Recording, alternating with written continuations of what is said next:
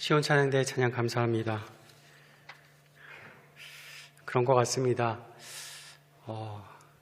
목사로, 장로로, 또 권사로, 안수집사님들로, 또 집사님들로 섬기기는 하지만 성도면 족한 것 같습니다. 십자가를 질 수 있나 주님 물어보시는데 죽기까지 따라옵니다. 그건 직분과는 상관없는 것 같습니다. 주님 앞에 그 한마디 올려드리는 저와 여러분 되기를 소망합니다. 이사는 힘들지만요, 그간 쌓아놓았던 짐들, 또 마음의 짐들을 정리할 수 있는 유익이 되기도 합니다. 3주 전에 이사하면서 저의 책장들을 정리를 하였습니다. 버릴까 말까 고민하던 책들 다 모아보니까 한 200여 권이 넘었습니다.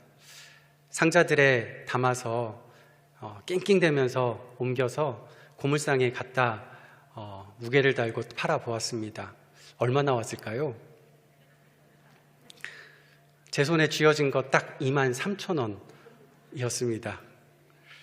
허리가 아파가면서 옮긴 책인데 손에 쥐어진 게 이게 책값으로만 생각을 하면 좋기 200만 원은 넘는 책들인데 내 손에는 100분의 1도 안 되는 가치밖에 안 되는 걸로 끝나니 이걸 보면서 두 가지 정도를 생각을 했습니다. 하나는요, 폐품 팔아서 생활하시는 어르신들 정말 대단하시다. 하루 종일 허리 한번 펴지 못하시고 열심히 폐품을 수집을 하셔도 그 손에 담겨지는 것 얼마 안 되겠구나. 근데 그 얼마 안 되는 돈으로도 자녀들 번듯하게 키워놓으신 어르신들 참 많으시지요. 그리고 그 귀한 돈으로 하나님께 헌금 올려드리는 분들 참 많으십니다. 참 귀하고 참 대단하다 생각이 됐습니다. 다른 하나는요, 우리 인생이 그렇죠. 허리 아파가면서 평생 수고해서 얻어놓은 우리의 인생 가치가 200만 원이라고 친다면 우리의 인생 다 끝나고 흙으로 돌아가는 그 마지막 한 줌의 재해 2만 원도 안 되는 가치 아니겠습니까? 헛된 인생이다 하는 생각이 됐습니다. 그런데 헛된 인생이 헛되지 않게 되는 방법 우리는 알고 있습니다. 지난주에 우리 함께 나누었던 말씀이기도 한데요, 한 줌의 흙밖에 남지 않은 영원, 어떻게 보면 영에 가까운 그런 가치, 아무것도 아닌 것 같지만 거기에 더하기 무엇인가를 하면 커질 수 있습니다. 한 가지만 더하면 우리의 인생이 헛되지 않을 수 있습니다. 하나님의 헛되지 않은 은혜, 그 한 가지만 더하기가 된다면 우리의 인생은 결코 헛되지 않을 줄 믿습니다. 하나님의 영원하신 은혜와 또 하나님의 무궁하신 사랑, 그것이 우리의 인생에 담겨진다면 세상 어느 것과도 비교할 수 없는 가장 소중한 인생이 저와 여러분의 것인 줄 믿습니다. 교육주의를 맞은 오늘 우리가 다음 세대, 우리의 자녀들 어떻게 교육해야 할까요? 무엇을 교육해야 할까요? 저는 이게 정답이라고 생각을 합니다. 세상의 가치가 아니라 하나님 나라의 가치, 하나님의 영원한 생명, 그 나라를 추구하는 삶, 그것을 가르치고 또 교육하고 우리의 삶으로 보여주는 것, 그것이 진짜 교회 교육, 기독교 교육, 또 우리 자녀를 살게 하는 교육인 줄 믿습니다. 오늘 성경 본문에는 은혜 더하기의 인생을 살아간 사람의 이야기가 나옵니다. 헛되지 않은 은혜를 노래했던 바울 사도의 이야기입니다. 바울은 부활하신 예수님을 만나고 자신이 가지고 있었던 학력, 출신, 성공, 자신이 누릴 수 있는 권리, 이 모든 것 다 합쳐봐야 2만 원의 가치도 안 되는 배설물이라고 깨닫게 됩니다. 그리고 그것을 몽땅 다 버려버리죠. 그 빈자리에 그리스도를 통해서 내려오는 하늘의 은혜, 하나님의 헛되지 않은 은혜를 채워 넣습니다. 그랬더니 바울의 인생은 별과 같은, 하늘의 별과 같은 빛나는 인생이 되었습니다.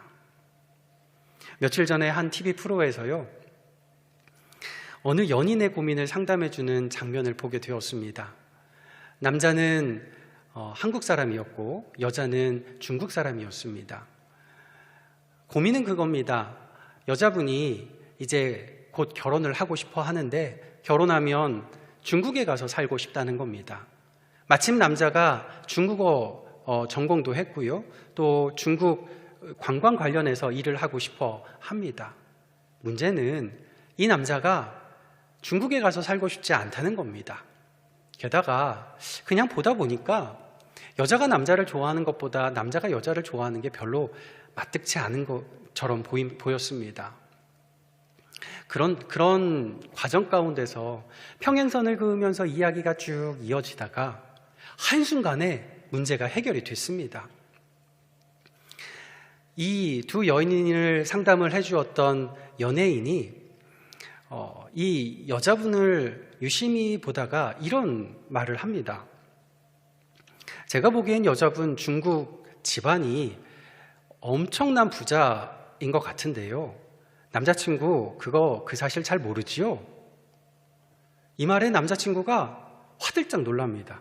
그리고 여자가 이렇게 말을 합니다. 네, 맞아요. 남자친구가 원하면 하늘의 별도 사다 줄 수 있어요.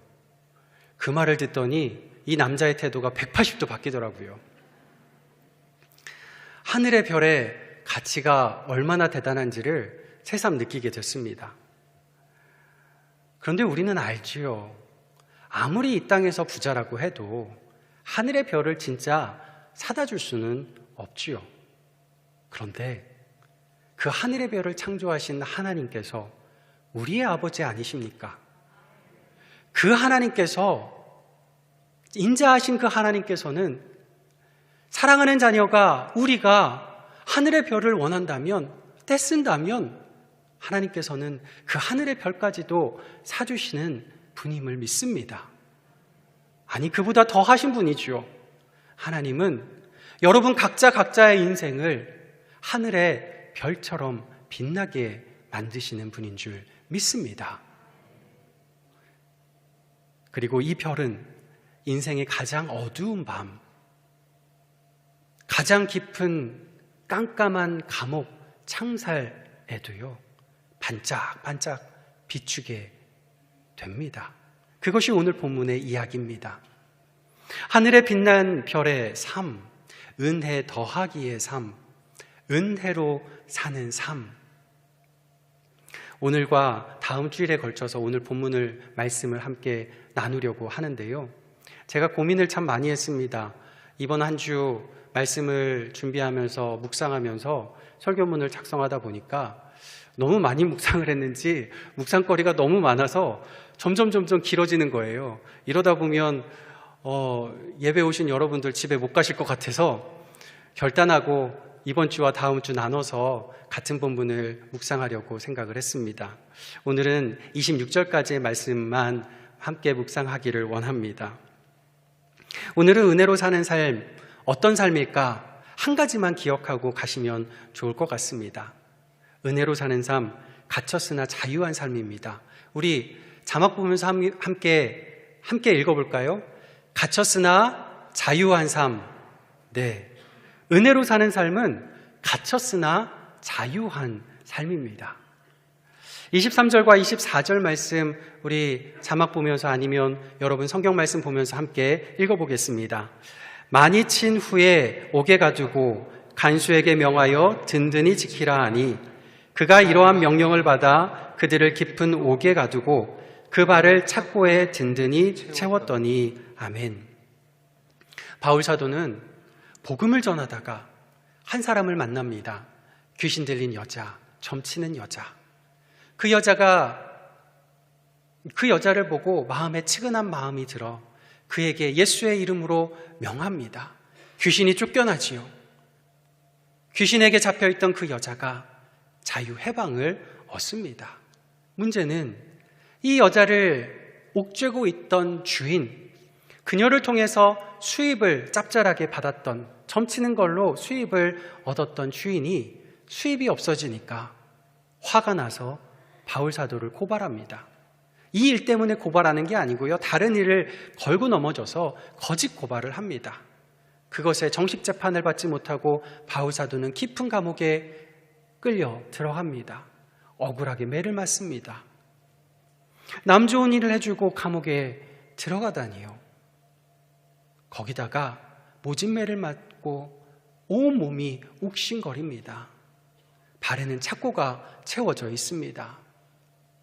눈꼽만큼도 은혜라고는 찾아볼 수 없는 이 자리, 억울한 자리, 바로 그 깊은 감옥이 하나님의 은혜가 임하는 자리였습니다. 오늘 말씀 25절과 26절도 함께 읽어보겠습니다. 한밤중에 바울과 실라가 기도하고 하나님을 찬송하며 죄수들이 듣더라. 이에 갑자기 큰 지진이 나서 옥터가 움직이고 문이 곧 다 열리며 모든 사람의 매인 것이 다 벗어진지라. 아멘.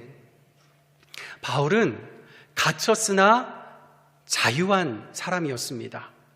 하나님이 그를 자유케 하시는데 누가 감히 그를 가둘 수 있겠습니까? 아니, 옥문에 갇히기 전, 옥문이 열리고 매인 것이 벗어지기 전, 옥문에 갇혀있는 그 순간에 이미 기뻐하고 기도하고 찬양하고 있습니다. 갇힌 데서 노역 자유한 게 아니고요, 이미 갇혀있고 갇힌 데서 놓일 소망이 없는 그 순간에 기도하며 찬양하며 기뻐합니다. 갇혔으나 자유한 겁니다. 은혜로 사는 삶은 그냥 자유한 삶이 아닙니다.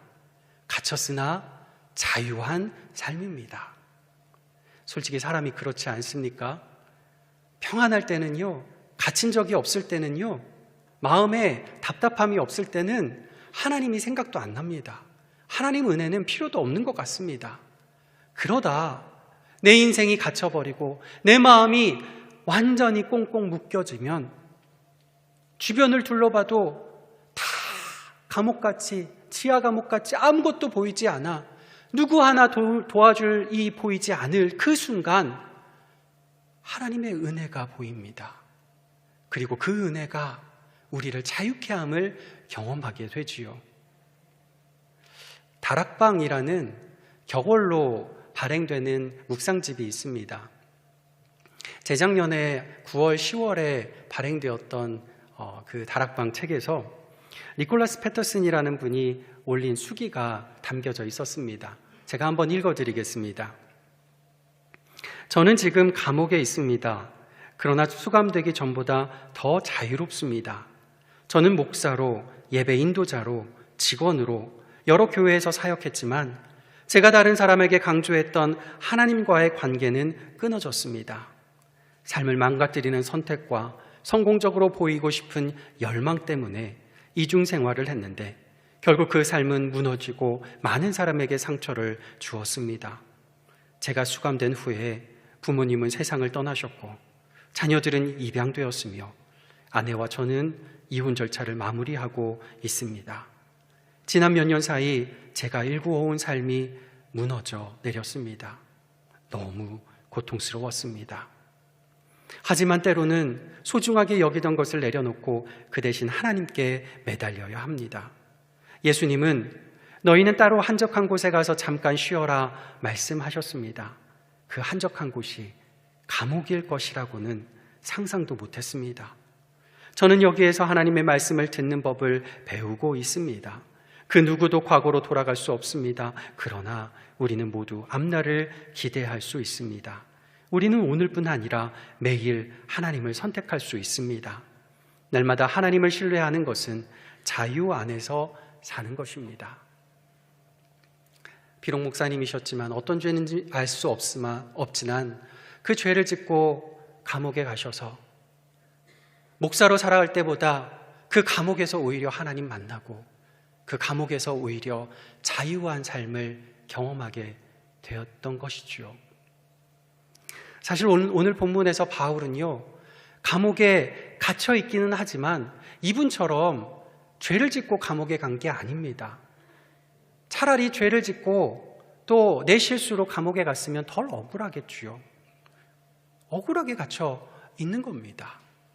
반면에 죄를 지어서 감옥에 가 있던 이 사람처럼 오늘 본문에 귀신 들려 점치던 여자는 사단에게 잡혀 있었습니다.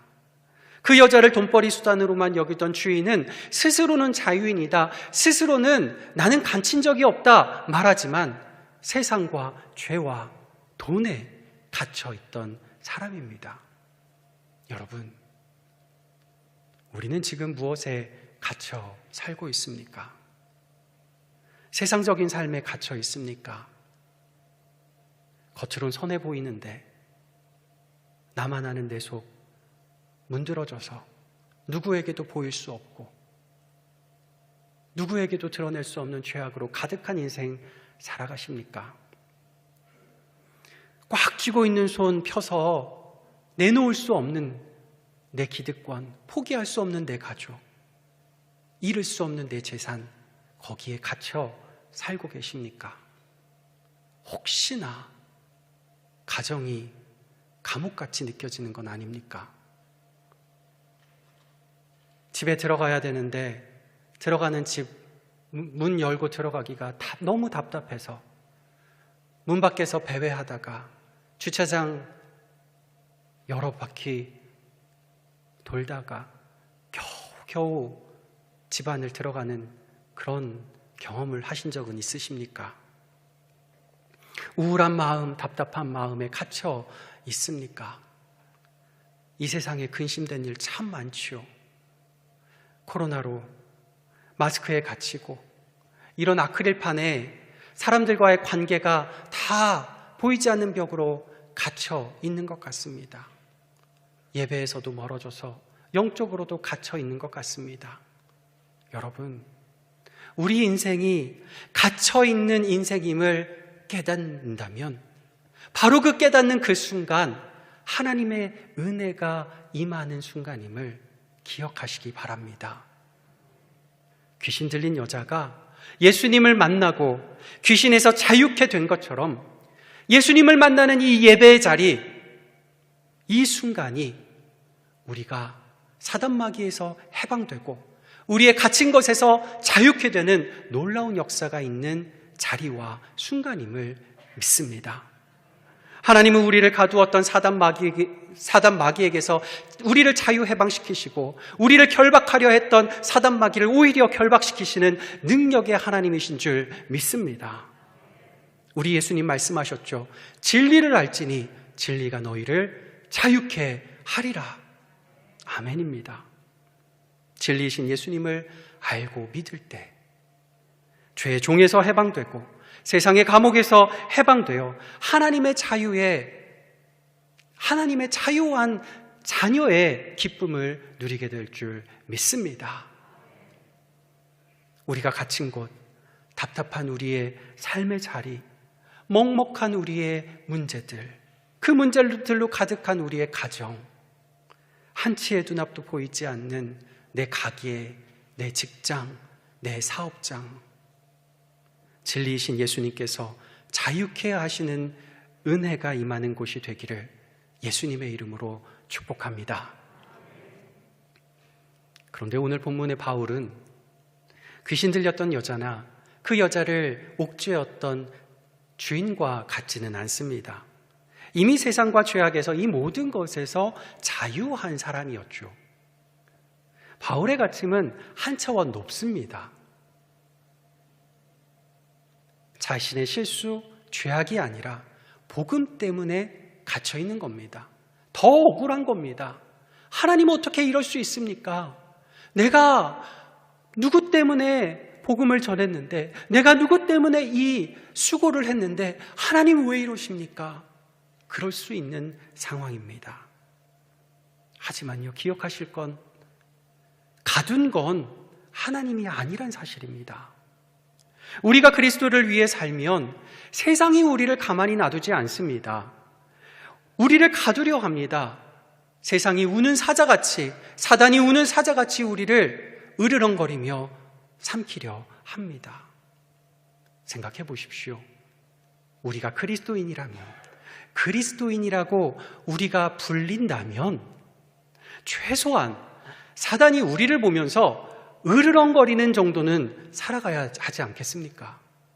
사단마귀가 우리 보면서도 에이, 이 사람은 그냥 관둬도 돼, 그냥 놔둬도 아무렇지도 않아, 만만히 본다면 그것만큼 부끄러운 것이 없을 겁니다. 신앙에서만큼은 자존심을 지키는 저와 여러분 되기를 소망합니다. 억울하게 갇혔지만 신앙의 자존심을 지킨 바울, 그럼에도 감옥 안에서 마음과 몸이 얻어 터졌을 때 기쁨으로 찬양할 수는 없을 겁니다. 쉽지 않을 겁니다. 그런데 어떻게 그렇게 할 수 있었을까? 정답은 간단하지요. 받은 은혜가 너무 컸기 때문이지요. 여자들이 싫어하는 남자들 이야기 다들 잘 아시지요. 3위는 축구 이야기, 2위는 군대 이야기, 1위는 군대에서 축구한 이야기. 제가 축구 이야기를 하려는 건 아니고요. 여러분 저를 보시면 축구 잘하게 생겼습니까? 못하게 생겼습니까? 정답입니다. 네. 예전에 섬기던 교회에서 목사님께서 저를 성도님들께 소개를 하는데 이렇게 소개를 하신 적이 있어요. 저를 잘 아시는 목사님이셨는데 차동경 목사는 공부 빼고는 공짜 들어간 건 다 못하는 목사입니다. 그러더라고요. 정말 공짜 들어가는 운동은 하나도 못합니다. 어떻게 축구를 하면 그렇게 엇발질을 하는지, 또 발에 맞으면 어떻게 그렇게 제가 원하지 않은 방향으로 가는지, 이게 발길질을 해서 공이 맞으면요, 적군도 속이고 아군도 속이고 나도 속이고, 이게 2중 3중 스파이가 될 때가 참 많습니다. 그런 저를 토트넘에서 뛰고 있는 손흥민 선수가, 그 선수가 저를 아는 것도 아니고 저도 그분을 아는 것도 아닌데, 그분이 제가 없으면 토트넘에서 안 뛰겠다고 때렸습니다. 그래서 토트넘 구단에서 저한테 와서 스카우트 제의가 들어옵니다. 어떻게 하실까요? 물론 토트넘보다 그쪽 교회가 훨씬 좋으니까 단박에 거절하겠죠. 근데 진짜 그런 상황이 있을 수는 없겠지만, 가정에서 토트넘에서 와서 그냥 벤치에만 앉아 있어라, 그냥 앉아있기만 하면 손 선수하고 똑같은 연봉 160억 원이라고 하더라고요. 160억 원을 그냥 주겠다, 앉아만 있어라. 여러분, 이런 제의가 오신다면 어떻게 하실 겁니까? 가야죠. 예, 당연히 가야죠. 이게 은혜입니다. 하나님은 예수님 때문에, 예수님이 떼쓰셔서 아무것도 못하는 우리를, 아무 의미도 없는 우리를 토트넘 벤치보다 훨씬 좋은 천국의 잔치 자리에 앉으라 말씀하십니다. 공짜로요. 그냥 그 자리에 앉아있기만 하면 된다는 거예요. 아무것도 안 해도 된다는 거예요. 이게 은혜가 아니고 무엇이겠습니까? 게다가요, 이 땅에서 하나님의 대사로서 왕같은 제사장으로 살라고 명하셨습니다. 놀랍지 않습니까? 여러분 모두는 이 은혜를 받아 누리시는 왕같은 제사장임을 믿으시고 기억하시기를 바랍니다. 내일 월요일에 회사에 갔는데 사장이 부릅니다. 여기에 욕을 합니다. 내가 잘못한 게 하나도 없는데, 아니 코로나 시대에 이런 시국에 교회는 왜 나가서 예배는 왜 드리냐, 요게 욕을 합니다. 요즘 그런 회사들 좀 있지요. 그런데 사장실에서 한참 욕을 먹고 있는데 내 주머니에 있는 핸드폰이 울립니다. 슬쩍 문자가 와서 문자를 봤는데, 아니 로또 1등에 당첨됐다는 겁니다. 하나님이 너무 예쁘셔서 당첨시켜 주셨다는 거죠. 그러면 좋겠죠? 이번 한 주 그런 은혜가 주님께서 여러분에게 그런 은혜를 허락하시기를 바랍니다. 그런데 지금은 나 혼자만 알고 있는 거예요. 내가 문자만 살짝 봤으니까. 사장은 계속 욕을 하고 있고요. 여러분 기분이 좋을까요? 나쁠까요? 네. 사장 얼굴은 점점 더 붉어지고 욕은 점점 더 많아지는데 내 얼굴은 어떨까요? 희죽희죽 웃고 있겠지요. 우리가 받은 구원의 은혜는 로또 1등보다 값집니다. 이 구원의 은혜는 밭에 감추인 보화 같아서 그 밭을 경작하는 소작농 나 아니면 아무도 모르는 보화입니다. 그 밭을 사기 위해 내 집, 내 재산 다 파는데요. 주변 사람들 그러죠. 미쳤다. 그거 조금만 놔두면 재개발되면 2배, 3배, 4배 뛸 텐데 왜 그러느냐, 바보냐. 그래도 내 얼굴은 희죽희죽 웃고 있는 겁니다. 이 은혜의 크기는 세상은 모릅니다. 며느리도 몰라요. 나만 아는 은혜입니다. 세상이 날 가둬도, 세상이 나를 닥달해도, 세상이 나를 옥죄어도 그 은혜가 너무 커서 나는 웃고 있는 겁니다. 하나님 예배하고 예수님 생각하는 게 너무 기쁜 거죠. 갇혀도 자유한 겁니다. 이렇게 오직 은혜로 사는 삶은 갇혔으나 자유한 삶입니다. 우리는 하나님의 은혜를 받은 사람들입니다. 그리고 제가 단언컨대, 예언컨대 더욱 큰 은혜를 받아 누리시는 여러분들 줄 믿습니다. 그렇다면 이제 은혜로 사는 삶을 살아보시기를 원합니다. 갇혔으나 자유한 삶, 멋지지 않습니까? 세상은 결코 이해하지 못하는 갇혀있는 상황, 그 상황에서도 우리는 웃을 수 있습니다. 예배할 수 있습니다.